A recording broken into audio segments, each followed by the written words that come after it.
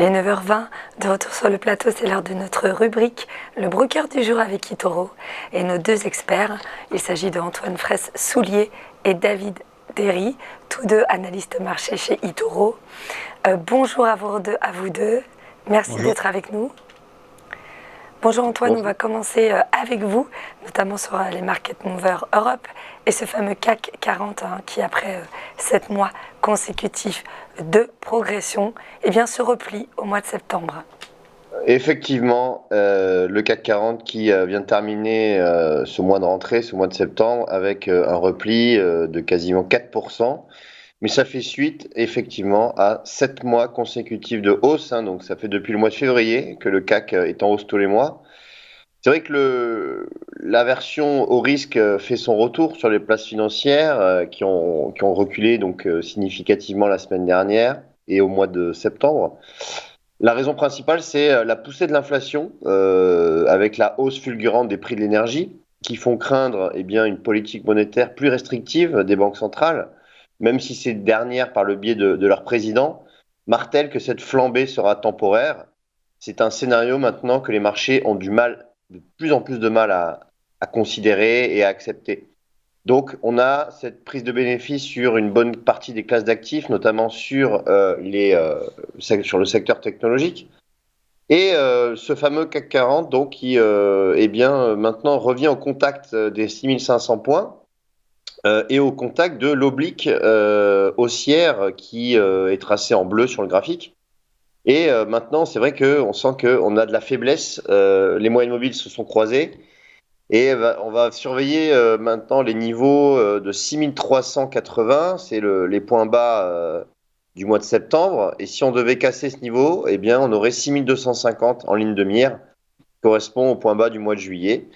Par conséquent, toujours de la faiblesse sur le CAC 40. Alors maintenant, on va parler d'EDF, on l'a vu déjà tout à l'heure, qui bondit grâce à la flambée des prix, notamment de l'énergie. Oui, exactement. EDF, donc c'est la plus forte hausse du SBF 120 à l'ouverture. Hier aussi, une belle progression de quasiment 3%. Et EDF profite de la hausse des prix de l'énergie. On l'a vu partout dans les médias.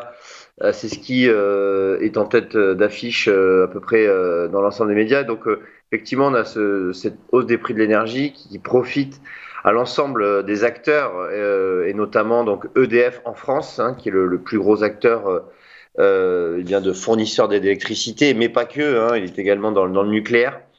Et donc EDF qui est un titre, comme vous le voyez sur le graphique, qui évolue sans tendance depuis maintenant quasiment 2 ans. Se dirige vers sa prochaine résistance qui se situe à 12,42 €. On n'est plus très loin, on est quasiment au contact de ce niveau. Donc il va falloir dépasser ce niveau des 12,42 € pour venir chercher les anciens plus hauts donc de 2020 et de 2021 qui se situent à 13,50 €.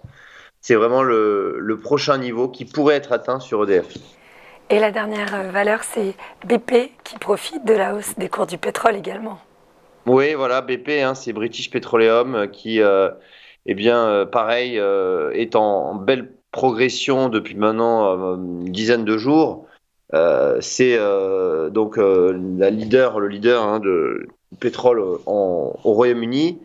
Quand on regarde graphiquement, c'est une configuration graphique qui est extrêmement haussière, avec cette sortie par le haut d'un long couloir d'évolution latérale, de consolidation. Et là, on vient de sortir par le haut en cassant les 335 pence. On vient de sortir par le haut de cette consolidation. Donc, on a vraiment le début d'un retour de la tendance à la hausse. C'est vraiment très marqué sur BP, avec aussi l'ouverture d'un gap haussier. Bref, c'est vraiment une belle tendance haussière qui se dessine.